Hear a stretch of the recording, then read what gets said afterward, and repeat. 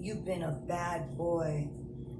Now you're gonna feel my wrath as I trample you. I'm gonna punish you. Show you who's boss.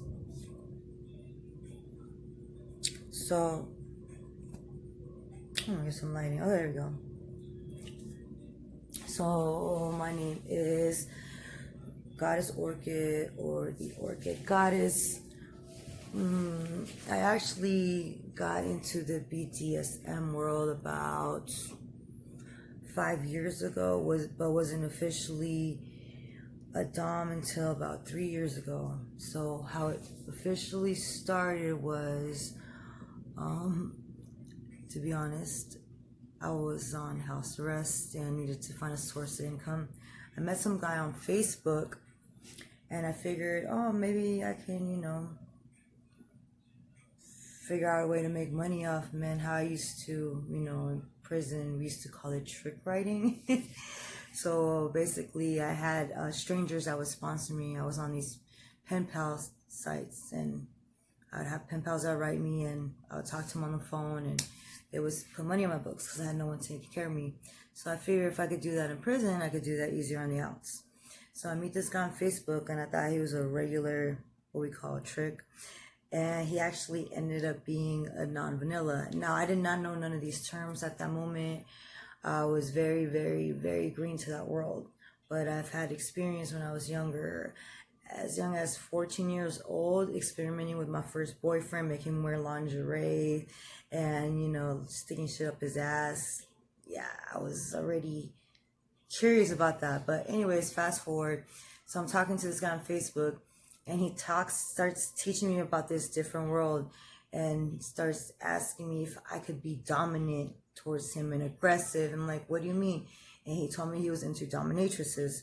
So then, after having a long conversation, the first time I talked to him, I started researching on it. I started going all over Google, researching the psychology behind it. And it turns out there was a lot behind it. And little did I know that I was just getting started with just learning. So, our long-term relationship lasted about maybe only 2 weeks before he just got tired of me because, he's a submissive trying to train a girl that had no experience as a dom whatsoever. I never even had experience as a submissive. Yeah, I was curious before and, tried the doming stuff, but I wasn't really sure what I was doing at 14. I was kind of like copycatting something I seen off a movie. I forgot what movie it was. But then, about 2 years go by, and, I just was too involved with other things, I guess. So, I get in trouble again, my third time in prison. I get out. I'm on intensive supervision. I have to, I have curfew at 6 p.m. I couldn't go back to my job I used to have promoting for the strip clubs. So I had to figure out, what am I going to do? So I decided, you know what?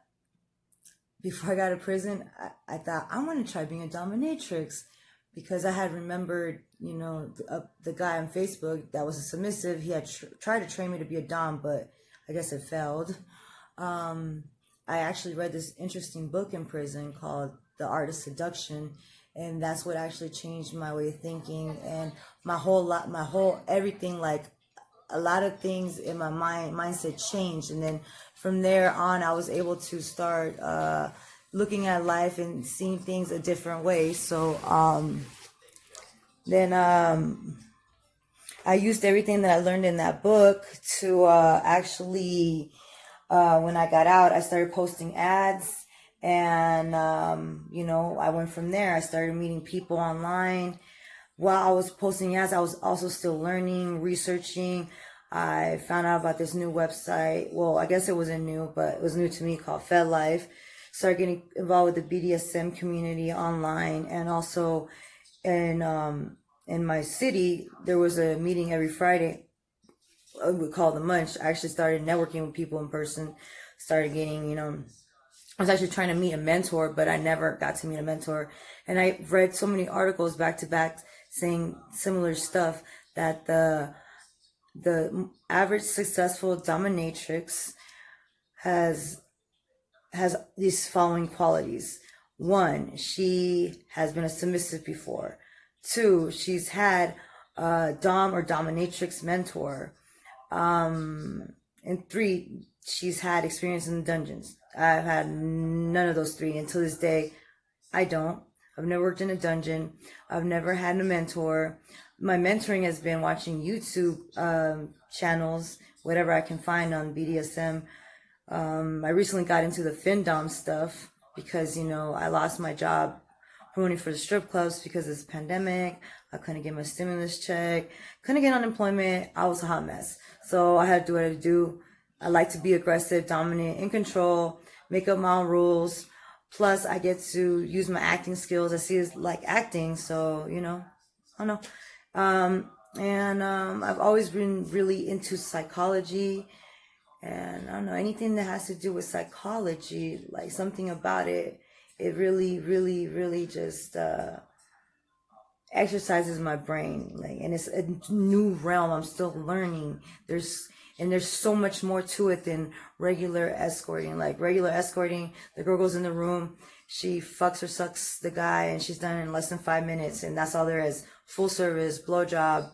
That's boring. Okay, well, with the BDSM world, you get a long list of different fetishes, and under one fetish, you have subcategories. Under that subcategories could be more subcategories. Like an example would be corporal punishment. Under corporal punishment, you can have manhandling, timeout in the corner, caging of a person, mummification, rope tying, wax play. You can even do it different. You can categorize it like corporal punishment, and then under corporal punishment, you can have pain infliction as one of the subcategories. Then under pain infliction, you can have, wax play. You can have whipping, flogging, smacking, punching, sounding. Then you go back up. So there's corporal punishment. There could be another category besides pain infliction. There's corporal punishment. Then there would be discipline. So, and then under discipline, you can have, timeout corner, caging up like a dog. Let's see, sissification could be, discipline for that person. It just depends. There's a lot of communication behind it, a lot more than in the vanilla world, and there's actually a lot of discipline. And people in this world are actually a lot more sane than the average vanilla person. Well, what I've noticed, and it's actually very therapeutic. And when I have done real-time sessions, I see myself as their therapist and counselor, because I get to help them heal a lot of wounds and let them have that 1 hour of the day they can let loose and give up full control. And I get to have full control of that hour of the day and do what the hell I want. But yeah, that's how I got involved in this BDSM world. Okay.